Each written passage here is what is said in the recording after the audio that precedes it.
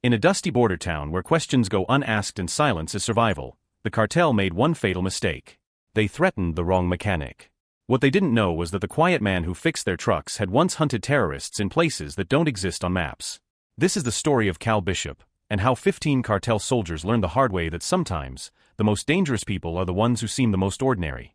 But first, hit that subscribe button and the notification bell, because what you're about to hear will change how you look at every quiet stranger you meet. Picture a garage sitting on the edge of nowhere, a place where the desert swallowed sounds and questions went unasked.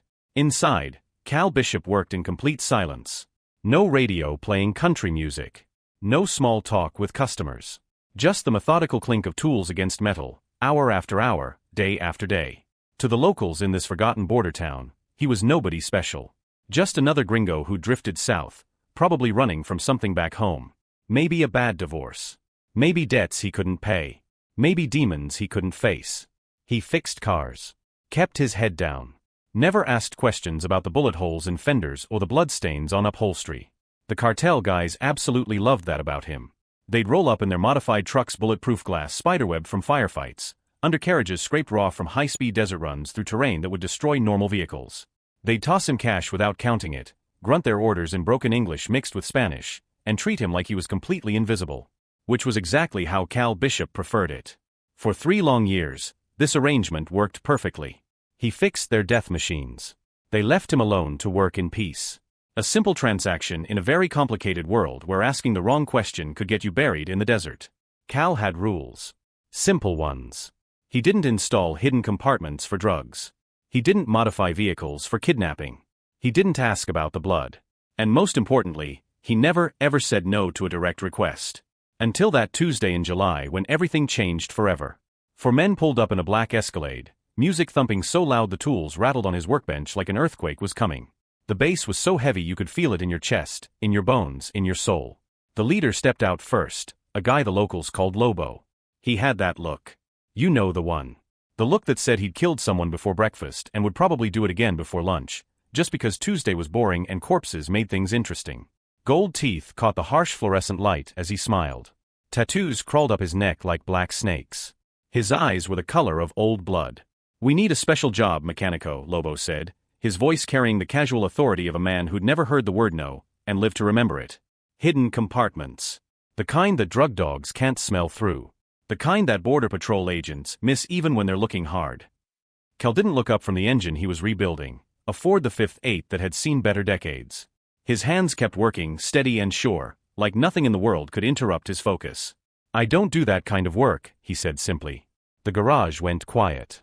I mean dead, tomb-like quiet. Even the desert outside seemed to hold its breath, waiting to see what would happen next. The other 3 cartel soldiers exchanged glances. Their hands drifted toward weapons they kept hidden under loose shirts. This wasn't how conversations usually went with a mechanic. Lobo stepped closer, his boots crunching on oil-stained concrete that had absorbed years of automotive blood. "Excuse me, gringo? I don't think I heard you right." Cal set down his wrench. Slowly. Deliberately. Like a man who'd done this dance before and knew all the steps by heart. When he finally looked up, Lobo saw something that made him take half a step backward without realizing it. It was just a flash, something in those gray eyes that didn't belong in a mechanic's weathered face. Something cold. Something predatory. Something that had seen death up close and wasn't particularly impressed by it. "I said no," Cal repeated.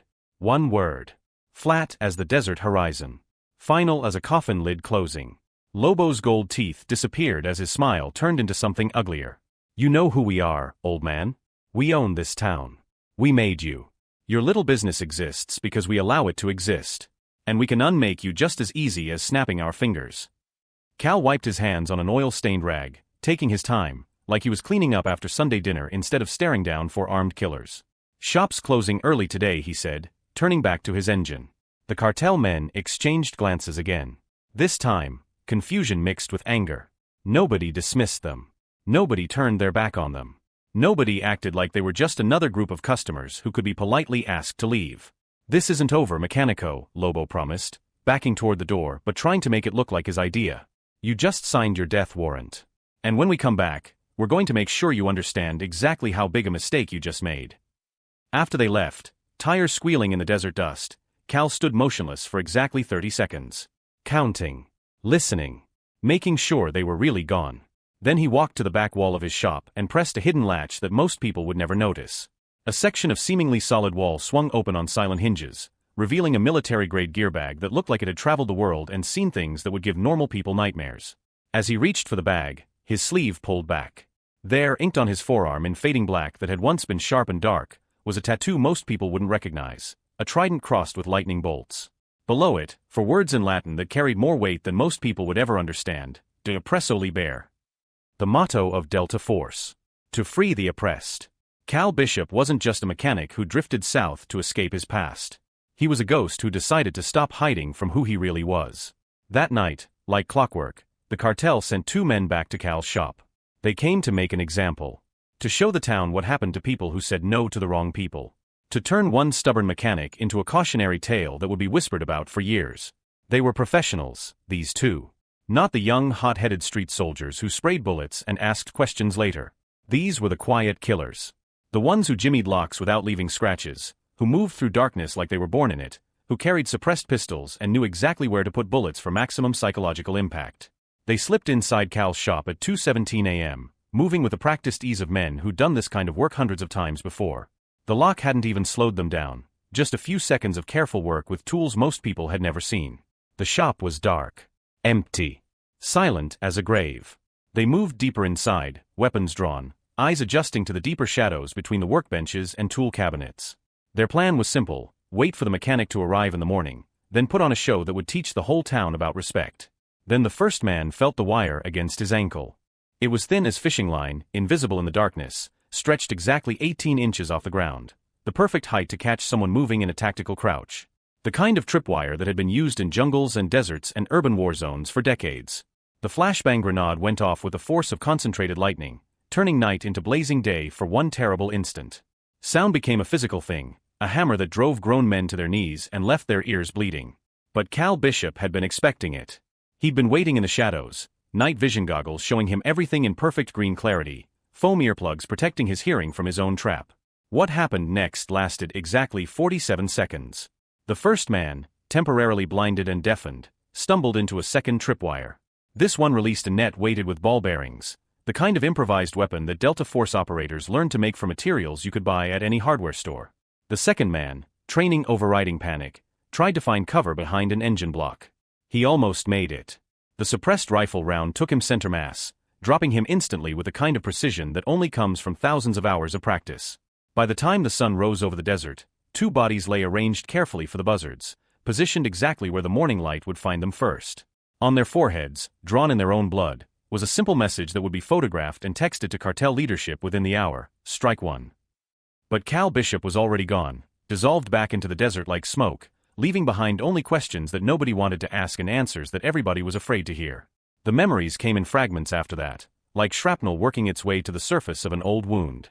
Honduras. 2018. A mission that officially didn't exist, hunting men who weren't supposed to be there, in a country where American soldiers had no business operating. Cal had led a 6-man Delta team into triple canopy jungle so thick that satellites couldn't see through it, tracking a high-value target who'd been funneling military-grade weapons to cartels across Central America. The intel was solid, 3 different sources, all reliable. The plan was textbook perfect: insertion by helicopter, 12-hour patrol to the target location, quick snatch and grab, extraction before dawn. Everything that could go wrong did go wrong. The ambush came from 3 sides simultaneously. RPGs turned ancient trees into splinters and good men into memories that would haunt Cal for the rest of his life. AK-47 rounds chewed through vegetation like it was paper, filling the air with green confetti and the copper smell of blood. Cal dragged 2 wounded operators through 6 miles of hostile jungle, fighting off pursuers with a shattered collarbone and half his ammunition gone. Staff Sergeant Martinez had taken shrapnel through both legs. Corporal Jackson was unconscious from a concussion that had turned his eyes into different colors. They moved at night, navigating by memory and instinct, avoiding villages where dogs might bark and children might point. Cal carried both men when they couldn't walk, his own blood mixing with theirs, his own pain pushed down into a place where it couldn't slow him down. He was the only one who made it to the extraction point alive. The Army gave him a Distinguished Service Cross that he couldn't talk about for a mission that never happened, and offered him early retirement that felt more like exile than reward. 6 months later, he was rebuilding engines in a town that Google Maps had forgotten, trying to forget faces that visited him every night at 3 a.m. when sleep turned into battlefield memories. But muscle memory doesn't fade. Training doesn't disappear. And some skills, once learned, become part of your DNA. The next morning, Cal drove into town for supplies. Normal things. Civilian things. Groceries and motor oil and a new set of spark plugs for a customer's pickup truck. He was trying to maintain the routine, to keep being the quiet mechanic who minded his own business. He smelled the smoke before he saw it. His shop, his sanctuary, his attempt at a normal life, was a blackened skeleton against the desert sky. The fire had burned so hot it warped the metal roof beams into abstract sculpture. Paint peeled from buildings 3 blocks away. The smell of melted rubber and burned oil hung in the air like a toxic cloud. But they'd left one wall standing. They wanted him to see the message. Scorched into the concrete, each letter 3 feet tall and painted with some kind of accelerant that had burned white-hot. Next is your house. Cal stood there for 5 minutes, studying the scene like he'd once studied Taliban positions in Afghanistan. They'd used gasoline mixed with motor oil. He could tell from the burn pattern and the way the flames had spread. Multiple ignition points meant multiple people, probably 4 or 5 working in coordination. The message on the wall had been prepared in advance, stenciled and ready. Professional work. The kind that was meant to send a message not just to him, but to everyone in town who might be thinking about saying no to the wrong people. Cal pulled out a phone he hadn't used in 3 years, a secure satellite phone that connected to numbers most people didn't know existed. He dialed from memory, muscle memory guiding his fingers to keys he'd pressed in places where one wrong number meant death. It rang twice before a gravelly voice answered, cautious and alert despite the early hour. Jesus Christ. Cal? That really you magnificent bastard. Mac, Cal said simply. Master Sergeant Douglas Mac McCready had served 2 tours with Cal in Afghanistan and 1 in Iraq. He'd been point man on the Honduras mission, first through every door, first to spot every threat. A good soldier and a better friend who'd saved Cal's life at least 3 times that he could count. Remember Kandahar? Cal asked. A pause. Mac was remembering the IED that had flipped their Humvee, the Taliban fighters who'd swarmed their position, the way Cal had dragged Mac's unconscious body 200 meters to safety while taking fire from 3 directions. I remember you saving my ass when that roadside bomb turned our ride into confetti, Mac said. What do you need, brother? A care package. Mac didn't hesitate, didn't ask questions that didn't need answers. How hot? Cal looked at the burned message on his wall, thinking about Lobo's gold teeth and the way the town's children now walked closer to their mothers when they saw strangers. Desert hot. Give me 48 hours. And Cal? Whatever you're planning out there, make sure it's worth coming back for. 2 days later, a delivery truck pulled up to what was left of Cal's shop. The driver was a nervous kid, maybe 19, who clearly didn't want to know what was in the crate he was delivering. He had Cal sign for a package marked with shipping labels from a dozen different countries, the kind of misdirection that intelligence agencies use to move sensitive materials without attracting attention. Cal waited until the truck disappeared into the desert heat before opening his present from the past. Inside, nestled in military-grade foam like deadly eggs, was everything a former Delta Force operator needed to wage a one-man war against an army. Night vision goggles that could turn midnight into noon. Sound suppressors machined to tolerances that most people couldn't afford. Enough Semtex plastic explosive to turn a building into dust and memories. And at the bottom, wrapped in oilcloth like a beloved family photo, was an 416 Hong Kong dollars assault rifle with an ACOG scope, the exact same setup he'd carried through Mosul and Kandahar and that unnamed valley in Honduras where good men had died because politicians played games with soldiers' lives. A note was taped to the stock in Mac's familiar handwriting. For problems that won't stay buried. Stay safe, brother. Mac. Cal smiled for the first time in 3 years. It wasn't a pleasant smile. It was the kind of expression that had made Taliban fighters cross the street in Kabul when they saw him coming. But before he could start his war, the cartel escalated theirs. That night, they swept through the town like a plague of locusts. Cartel soldiers in pairs, kicking in doors, terrorizing families, turning over furniture and threatening children. They were looking for information about Cal Bishop. What they found instead were shadows and silence and the growing realization that they were hunting something much more dangerous than a scared old mechanic. The first pair disappeared near the old water tower around midnight. Their bodies were discovered at dawn by a farmer who'd been up early to check his irrigation system. Hands zip-tied behind their backs with their own shoelaces. Single bullet wounds behind each ear. Professional.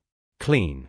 The kind of killing that sent a very specific message. I could have made this hurt, but I chose mercy. The second pair vanished from their patrol route at 2 a.m. They were found arranged on the steps of the town church, weapons missing, wallets intact, another blood-written message, strike 2. By the third night, hardened killers who terrorized 3 states were genuinely scared. These weren't farmers or shopkeepers they were hunting. This was something else. Something that moved through darkness like it was born there, that killed with surgical precision, that left bodies positioned like chess pieces in some game they didn't understand. Cal watched them from rooftops and drainage ditches, mapping their patterns, learning their habits, cataloging their weapons and their weaknesses. It was like being back in Mosul, except the buildings were adobe instead of concrete, and the enemy spoke Spanish instead of Arabic. The training was coming back. Not that it had ever really left. You don't forget how to be death incarnate, you just choose not to remember. But choice was a luxury he couldn't afford anymore. On the 4th night, he heard the screaming. 3 cartel soldiers were dragging a teenager from his home, Miguel Santos, 16 years old, whose only crime was being strong enough to move product and young enough to be expendable. His mother begged in Spanish and broken English. His little sister cried behind the curtains, watching her brother being taken to a fate that everyone understood but nobody talked about. Cal had promised himself he wouldn't get involved with civilians. Civilians complicated things. They had families, futures, reasons to live. Soldiers were different. They'd made their choice, accepted their risks, understood the rules of the game. But the boy's terrified face in the moonlight looked too much like another face. His own son David, dead at 19 in a car accident while Cal was deployed in Syria. The funeral he'd missed because classified missions don't pause for personal grief. The goodbye he'd never said because soldiers don't get to choose when duty calls. The first cartel soldier dropped with a suppressed round to the knee, painful but not fatal, a professional courtesy that said, "You're not the primary target." The second caught a throwing knife between the ribs, the kind of blade work that takes years to master and a lifetime to perfect. The third tried to use Miguel as a human shield. That was a very big mistake. Cal materialized from the darkness like a nightmare given form, like death deciding to take human shape for a few terrible seconds. The fight lasted exactly 4 seconds, long enough for the soldier to realize he was outclassed, not long enough for him to do anything about it. When it ended, Miguel was free, the soldier was unconscious with zip tie restraints, and Cal was already melting back into the shadows like smoke in wind. But Miguel followed him, running through alleys and side streets, calling out in English, "Wait. Please wait." Cal paused in the shadow of an abandoned building, every instinct screaming at him to disappear, to maintain operational security, to avoid civilian contact. "I know you," Miguel said, breathless from running. "You're the mechanic. The one who said no to Lobo. Go home, kid. They'll come back. They always do." Miguel's voice cracked with the weight of experience no 16-year-old should carry. "My cousin joined them last year because they said they'd hurt our family if he didn't. Now he's dead. Shot by rivals. They're going to kill us all eventually." Cal turned, and in the moonlight, Miguel could see the 1,000-yard stare of a man who'd seen too much, done too much, lost too much. "When's their next big shipment?" Miguel's eyes widened. Even at 16, he understood that this was the kind of question that got people buried in the desert. "How do you answer the question?" "Friday. 3 trucks. They're moving something special through the canyon route, the one that goes around the border checkpoint." Miguel swallowed hard, his atoms apple bobbing. "Senor, what are you going to do?" Cal was already walking away, disappearing into darkness like he'd been born in it. "What I was trained to do." Back at the ruins of his shop, Cal worked through the night with the methodical precision of a man who'd built death traps in a dozen countries. Welding. Wiring. Transforming twisted metal and burnt timber into something that looked like destruction but was actually carefully orchestrated lethality. He thought about the army psychologist who'd cleared him for retirement after the Honduras mission. Dr. Sarah Chun, a kind woman with intelligent eyes who'd asked all the right questions and accepted all the wrong answers. "You've done enough, Sergeant Bishop," she'd said, reviewing files that contained more black ink than readable text. "You've served your country with distinction. It's time to find peace." But peace was a luxury for people who could forget. And Cal's memory was photographic, cursed with the ability to remember every face, every name, every moment when good people died because evil people made choices. By dawn, he turned the destroyed garage into something that Sun Tzu would have admired, a killbox disguised as ruins. Trip wires connected to flashbang grenades positioned for maximum disorientation. Fuel drums filled with gasoline and ball bearings, positioned for overlapping blast zones. Sightlines cleared for interlocking fields of fire that would turn the entire area into a shooting gallery. It wasn't a shop anymore. It was a statement written in the universal language of violence. Cal picked up a burner phone and dialed a number Miguel had whispered to him, the direct line to the local cartel boss, a psychopath called El Cuervo who'd earned his nickname by leaving victims' eyes pecked out by ravens. He positioned the phone at the cartel's favorite bar, right on the counter where they couldn't miss it during their daily intimidation rounds. An hour later, it rang. Quién. El Cuervo's voice was like gravel in a blender, roughened by years of screaming orders and chain-smoking cigarettes. You burned my shop, Cal said with the casual tone of someone commenting on the weather. That was rude. Silence. Then, the mechanic. You killed my men. I returned them to you. Think of it as a free delivery service. You're dead, gringo. You just don't know it yet. I'm going to make you watch while I skin your friends alive. Then I'm going to feed you to the pigs piece by piece. Cal allowed himself another one of those cold smiles that would have made his old drill sergeant proud. I've been dead before, Cuervo. Didn't take your move. But I should warn you, I'm done playing defense. He hung up and tossed the phone into the fire, watching plastic melt and circuitry pop like tiny fireworks. The cartel would come now. They'd come in force, expecting to find a desperate old man making his last stand in the ruins of his former life. Instead, they'd find something much worse, a Delta Force operator who'd stopped pretending to be civilized. They came at dawn on Friday morning, just like Miguel had predicted. 3 modified trucks, 15 men, enough firepower to level a city block. The convoy moved with military precision outriders, overlapping fields of fire, coordinated communications. These weren't street-level sicarios high on drugs and adrenaline. These were the cartel's military wing, former soldiers who traded patriotism for profit and brought professional lethality to criminal enterprise. Cal watched through his rifle scope from a concealed position 800 meters out, using skills learned in sniper schools that most people didn't know existed. He'd been lying motionless for 6 hours, invisible under desert camouflage, patient as death itself. Waiting was easy when you'd learned patience in places where a sneeze meant death and a cough meant everyone you cared about died screaming. The convoy rolled down Main Street with windows down, music blaring, weapons displayed like medieval banners. They wanted the town to see, to know who was in charge, to understand that resistance was futile and submission was the only path to survival. Cal centered his crosshairs on the lead vehicle's front tire and squeezed the trigger with the gentle precision of a lover's caress. The .50 caliber round didn't just flatten the tire, it removed it entirely, along with most of the rim and a significant portion of the suspension. The truck lurched sideways like a wounded animal, slamming into a parked car with enough force to trigger every airbag simultaneously. Before the sicarios could process what had happened, the second vehicle's engine block exploded. A .50 caliber round turns aluminum into confetti and steel into shrapnel, sending superheated metal fragments through the passenger compartment like deadly snow. Then the IEDs started going off. Cal had spent 2 nights turning the town's main street into a symphony of destruction. Propane tanks became concussion bombs. Abandoned cars became shrapnel dispensers. Every logical piece of cover, every obvious firing position, every tactical choke point, all of it was a trap designed to channel movement and maximize casualties. The third truck tried to retreat, tires screaming against asphalt as the driver threw it into reverse. Cal detonated the gas main he'd rigged beneath the street. The explosion flipped the 3-ton vehicle like a coin, orange flames painting the dawn sky in shades of hell. Now it was close work. The kind Delta Force trained for in kill houses where every room meant death and every doorway was a gamble with eternity. Cal moved through smoke and chaos like it was choreographed, each step planned, each movement calculated to maximum effect.